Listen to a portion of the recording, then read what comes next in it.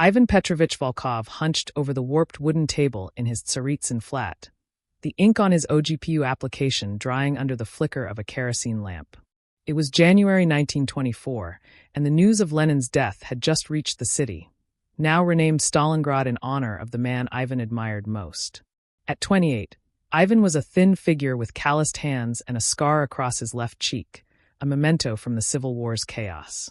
He'd fought alongside Stalin in 1918, when the Georgian strode into Tsaritsyn with a revolver and a scowl, purging white sympathizers and rallying the Reds. Stalin was no polished orator like Trotsky. He was a blunt instrument, a man of action, and Ivan saw himself in that grit. The revolution had been a furnace, and Ivan had emerged hardened. Born to a cobbler in a muddy Georgian village, he'd joined the Bolsheviks at 17, trading a plow for a rifle. Now, with Lenin gone, the party teetered. Ivan signed his name, blocky Cyrillic letters, and folded the paper. The OGPU, the state's new secret police, needed men like him to guard the revolution's gains. Stalin, already general secretary since 22, had been stacking the party with loyalists, men who'd follow orders over ideals. Ivan wanted in. He pictured Stalin's pockmarked face, those yellow eyes that seemed to see through a man, and felt a surge of purpose. The next morning, he boarded a rattling train to Moscow, his future tied to the man from Gori. In Moscow, Ivan reported to the Lubyanka, the OGPU's gray fortress. His first assignment came sharp and simple. Shadow mid-level party officials, report any whispers against Stalin's line. Lenin's death had cracked the Politburo open. Trotsky, Zinoviev, Kamenev, all circling like wolves. Stalin played the steady hand, and Ivan was his eyes. By 1926, Ivan had settled into the rhythm of surveillance, tailing men through Moscow's slushy streets, scribbling notes in a battered ledger. He'd grown a patchy beard to blend in, though his limp from a war wound marked him. That autumn, he stood in the back of a smoky hall at the 14th Party Congress, watching Stalin dismantle his rivals. Trotsky, lean and fiery, demanded open debate, railing against the bureaucratization of the party. Ivan's pulse quickened. Trotsky's words stirred something, a flicker of the old revolutionary zeal. But then Stalin rose, his voice low and deliberate, accusing Trotsky of factionalism. The hall erupted. Ivan's mentor, Commissar Grigory Orlov, a barrel-chested veteran with a glass eye, leapt up, shouting, "Trotsky betrays Lenin's unity." The crowd roared approval, and Ivan joined in, swept by the tide. Stalin's loyalists, men he'd planted across the party since 22, drowned out dissent. Ivan saw it then. Power wasn't in speeches but in numbers, in control. Days later, he trailed a minor official who'd clapped too faintly for Stalin. The man vanished into a cell, and Ivan's report earned him a nod from Orlov. In the spring of 27, Ivan arrested his first dissenter, a clerk caught passing Trotskyist pamphlets. The man's pleas, "I fought for the revolution," echoed in Ivan's ears as he dragged him to Lubyanka. Trotsky's star was fading. Stalin had expelled him from the Politburo the previous October, and exile loomed. Ivan didn't flinch. The revolution demanded sacrifice, and Stalin was its shield. Orlov clapped him on the shoulder after, saying, "You're a hammer, Volkov. We need hammers." Ivan swelled with pride, though the clerk's hollow eyes lingered in his mind. By late 1927, Ivan's zeal had earned him a promotion. The OGPU sent him to Leningrad, a city of canals and restless intellectuals, with orders to root out counter-revolutionaries. Stalin's grip tightened that year. Zinoviev and Kamenev, once giants, were ousted from the Central Committee, their allies purged. Ivan arrived in a snow-dusted Leningrad, billeted in a damp barracks near the Neva River. His new task was broader. Monitor factory workers, poets, anyone whose tongue strayed from the party line. Stalin's voice crackled over the radio, promising a socialist future, and Ivan believed it. His first night, Orlov visited, bringing vodka and warnings. They sat by a sputtering stove, the older man's glass eye glinting. "Loyalty's a shield, Volkov," Orlov said, swirling his drink. But even shields were thin. Stalin sees enemies everywhere, real or not. Ivan frowned, unsure. Orlov had been with Stalin since Tsaritsyn, had seen him shoot deserters without blinking. If anyone knew the man, it was him. Yet Ivan brushed it off. Stalin's enemies were the party's enemies, and he'd crush them. The next day, Ivan trailed a professor muttering about tyranny in a bread line. He hauled the man in, noting his trembling hands, and filed the report. Leningrad's OGPU chief praised his diligence, and Ivan felt the weight of his new rank settle. Stalin's portrait hung in the office, those yellow eyes watching. Ivan saluted it silently, vowing to serve. But as he left, Orlov's words consumed him. Loyalty as a shield wearing thin. He shook it off, stepping into the icy wind. The revolution needed him, and Stalin led the way. There was no room for doubt. Ivan Petrovich Volkov stood knee-deep in the black Ukrainian mud, the spring of 1929 stretching cold and endless before him. At 32, his limp had worsened, but his OGPU badge gleamed as he barked orders at a squad of agents rounding up peasants. Stalin's collectivization decree had come the previous year, demanding grain to feed the cities and fund the 5-year plans. The kulaks, peasants with a cow or two too many, resisted, hiding wheat or slaughtering livestock rather than surrender it. Ivan's job was to break them. He'd arrived in this village near Kharkov with a list, 50 names labeled anti-Soviet elements for defying the state. Stalin's voice had echoed through the radio, calling kulaks enemies of the people, and Ivan believed it. He'd seen the chaos of the Civil War. Hunger was a weapon, and the revolution couldn't falter now. A farmer, grizzled and defiant, spat at Ivan's boots as agents dragged him to a cart. "You'll starve us all," the man snarled. Ivan's fist tightened, but he nodded to his men. By dusk, 30 were bound for deportation, some to Siberia, others to shallow graves. Historical fact. Collectivization displaced millions, and the 1932 to 1933 Holodomor famine killed up to 7 million. Ivan saw it as a necessary purge, the cost of progress. Back at the makeshift headquarters, a requisition barn, Ivan logged the day's haul. 200 bushels seized, 50 arrested. His superiors wired approval from Moscow. Stalin's star burned brighter, his rivals crushed, and Ivan felt part of something vast.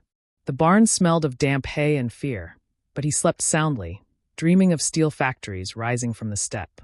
2 years later, in 1931, Ivan sat across from Anna Kuznetsova in a Kiev interrogation room, her thin hands trembling as she clutched a crumpled notebook.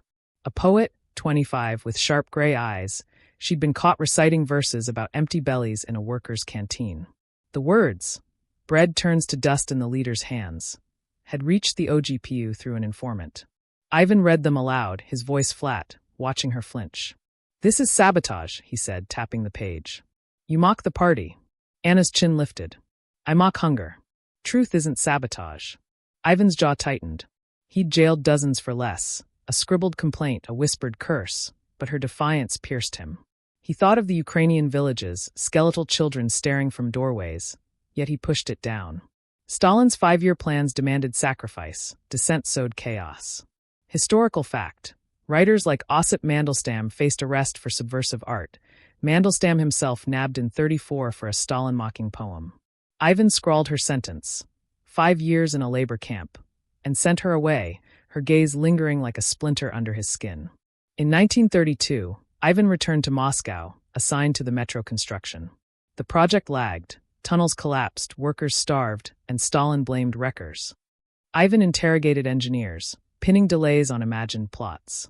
One, a lean man named Petrov, wept, swearing loyalty. Ivan fabricated a confession anyway, earning a commendation. Historical fact. The 1928 Shakti trial set the precedent for scapegoating engineers. Anna's words echoed faintly, but Ivan drowned them in vodka, telling himself the revolution thrived on such hammers.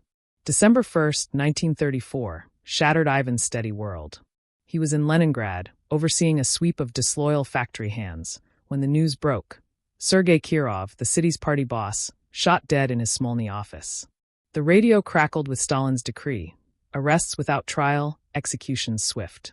Ivan's unit surged into action, hauling in dozens that night.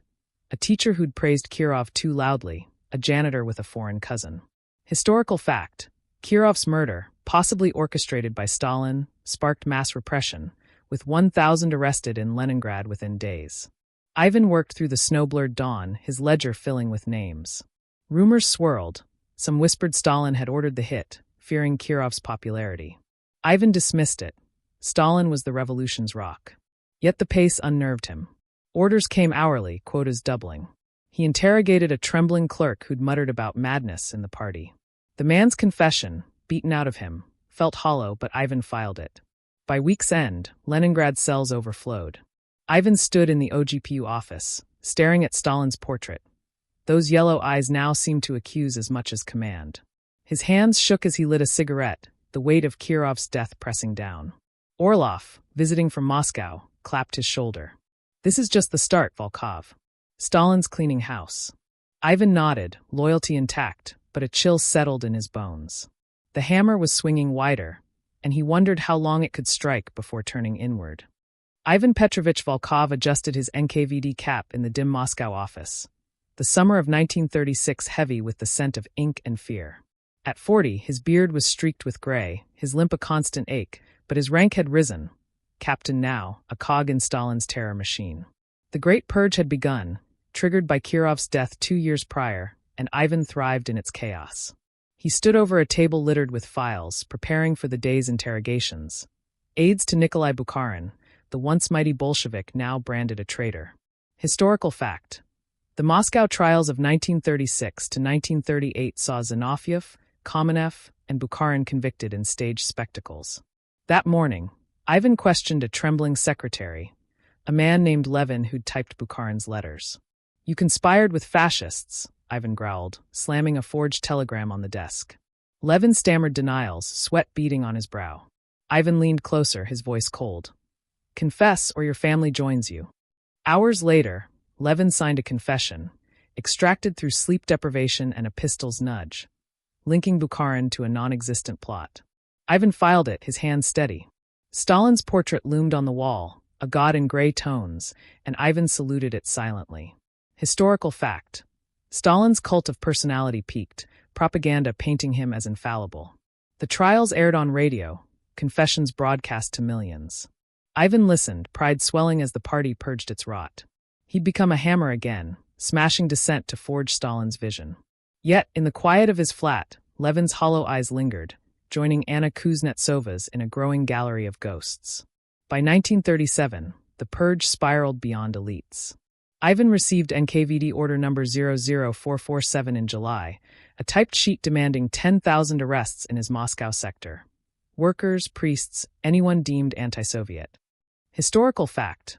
The order, issued July 30, 1937, targeted 259,450 for arrest nationwide, with 72,950 to be shot. Quotas turned Ivan's nights into a blur of raids. He kicked down doors in tenements, dragging out men for crimes as vague as a muttered joke. One, a factory hand named Mikhailov, had laughed about Stalin's mustache at a vodka-soaked table. A neighbor's denunciation landed him in Ivan's hands. Mikhailov begged. "It was nothing, just talk." Ivan's fist silenced him, and the man joined the ledger. Defeatist propaganda, 5 years. The next night, Ivan arrested a mother whose son had drawn a caricature of Stalin. Her husband was already gone, shot months prior.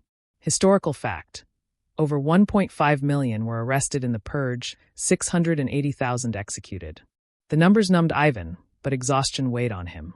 He chain-smoked Papusha cigarettes, hands trembling as he typed reports.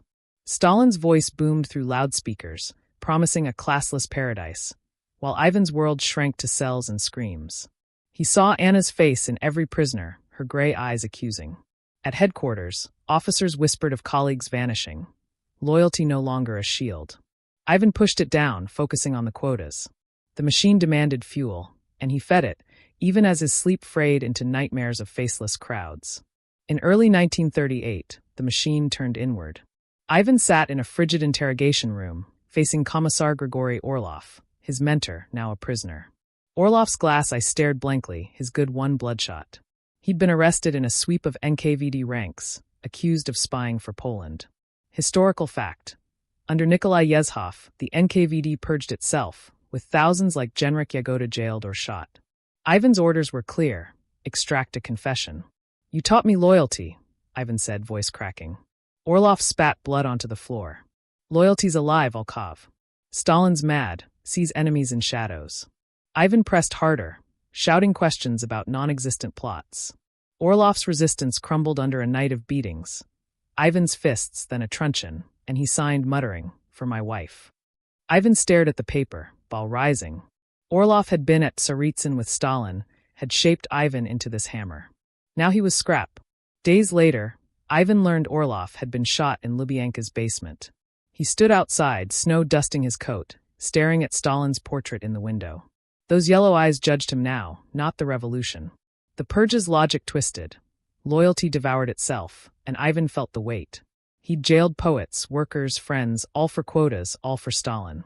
At home, he poured vodka, Orlov's hollow gaze joining Anna's in his mind. The machine spun on, and Ivan wondered when it would claim him too. Ivan Petrovich Volkov trudged through the muddy outskirts of Moscow in June 1941, his NKVD uniform damp with summer rain. At 45, his body ached, scarred lungs from years of cigarettes, a limp now a hobble. But the German invasion had reignited his purpose. Operation Barbarossa had shattered the Soviet frontier, and Stalin's voice crackled over the radio, declaring, "No step back." Ivan's new orders were grim. Enforce discipline among troops and civilians as the Wehrmacht closed in. Historical fact: Stalin's Order Number 227 in July 1942 banned retreat, sentencing deserters to death or gulags. That month, Ivan stood in a field, pistol drawn, facing a trembling private who'd fled a burning tank. "Panic mongers will be shot," Ivan barked, echoing Stalin's words. The boy, barely 20, sobbed, but Ivan pulled the trigger, the crack swallowed by distant artillery. Later, he arrested a factory foreman for whispering about retreat. The man vanished into a cell. Stalin's paranoia mirrored the war's chaos. Dissent was treason, and Ivan was the blade. Historical fact: over 150,000 Soviet soldiers were executed for desertion during the war. Yet cracks showed. Ivan saw hollow-eyed conscripts, cities crumbling, and heard rumors of Stalin's pre-war purges weakening the army. Officers like Tukhachevsky, shot in 1937, might have held the line. He buried the thought. Loyalty kept him alive, even as the war exposed the Soviet machine's rust. Victory came in May 1945, Berlin's ruins a testament to Soviet grit, but Ivan found no peace. Stationed back in Moscow, he screened returning POWs. Men who'd survived Nazi camps only to face Stalin's suspicion. Historical fact: Stalin jailed 1.5 million repatriated soldiers, fearing Western contamination. Ivan sat in a stark office, interrogating a gaunt sergeant named Dmitri, captured in 1942 and freed by the Allies. Dmitri's crime: he'd admired a British radio's clarity. "It's just a machine," he pleaded. Ivan's pen scratched. Anti-Soviet agitation, 10 years. The quotas returned, quieter but relentless.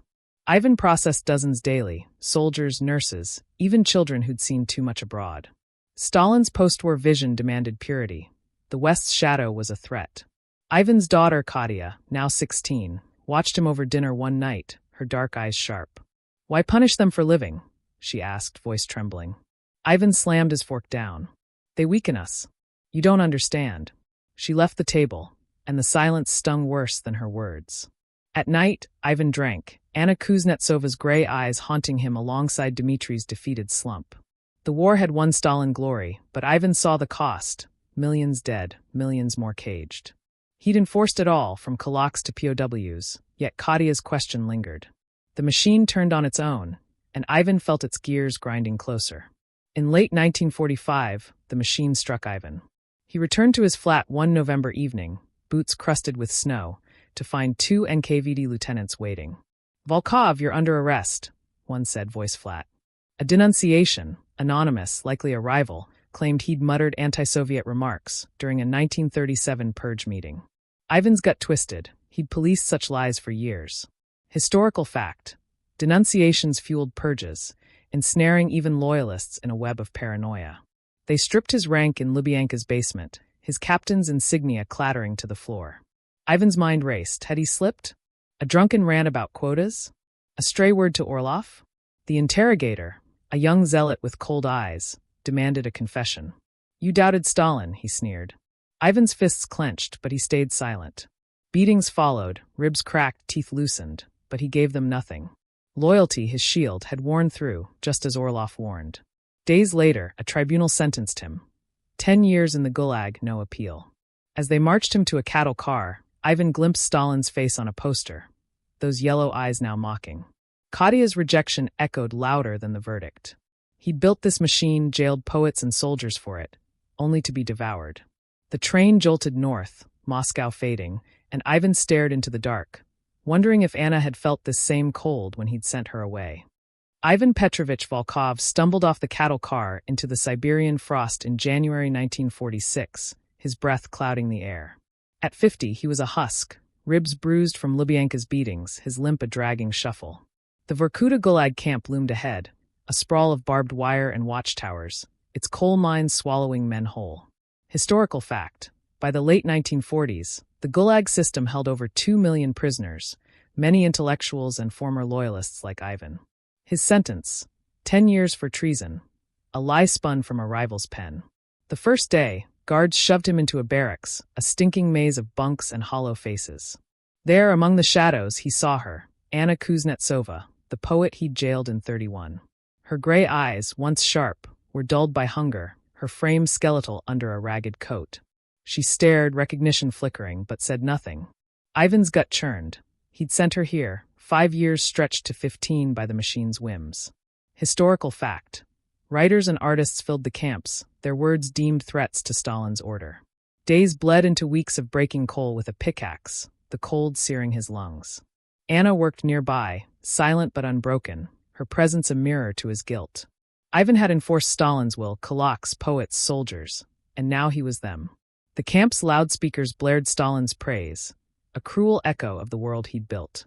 By 1950, Ivan's hands were gnarled, his beard white, but the Gulag's grind never eased.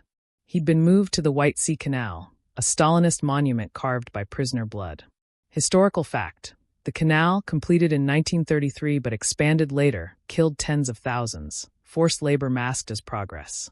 Ivan hauled stones, each step a penance, while rumors filtered through. Stalin's post-war purges raged on. The 1949 Leningrad affair had felled more loyalists, men Ivan once knew, shot for imagined plots. Historical fact: the affair purged over 2,000 party members, a final spasm of Stalin's paranoia. Anna, assigned to the same work crew, spoke at last one icy dawn. "You sent me here," she rasped, her voice a blade. Ivan nodded, unable to meet her eyes. "I believed in him," he muttered. She laughed, bitter and low. "So did I once." That night, by a sputtering fire, she recited a banned poem, soft words of spring and freedom. Prisoners listened, rapt, risking lashes for a taste of defiance. Ivan's chest tightened. Her art had outlived his hammer. The camp's cruelty deepened. Rations shrank, guards grew harsher, but Anna's whispers spread. Ivan joined her, mouthing lines he'd once condemned, a quiet rebellion against the machine he'd served. Stalin's shadow stretched over them, yet her voice carved a crack in it. March 5, 1953, brought silence to the loudspeakers. Stalin was dead. Heart attack, the guards muttered. Historical fact: Stalin's death on March 5, 1953, stunned the Soviet Union, triggering amnesties. Weeks later, Ivan's name appeared on a release list, part of a wave freeing petty traitors. At 57, he boarded a train south, Vorkuta's coal dust still in his lungs. Anna stayed behind, her sentence unyielding, her gray eyes the last he saw of her. Moscow greeted him with gray streets and Stalin's fading posters, those yellow eyes peeling from walls. Ivan found his old flat empty. Katya, now 24, had moved away, leaving a note. "I can't forgive what you were." Her words cut deeper than the Gulag's ice. He'd lost her to the machine too, his daughter a stranger to the man he'd become. Historical fact: Stalin's death loosened the terror, but its scars lingered for decades. That night, Ivan stood by the Moskva River, the city's lights dim against the dark. He pulled his NKVD uniform from a trunk, tattered, stripped of rank, and lit it with a match. Flames ate the wool as he whispered Anna's poem, the one she'd dared to speak. Spring comes, though tyrants fall. The fire died, ash drifting into the wind. Ivan turned away, a hollow man free of Stalin's shadow, but chained to its weight. The machine had broken, but so had he.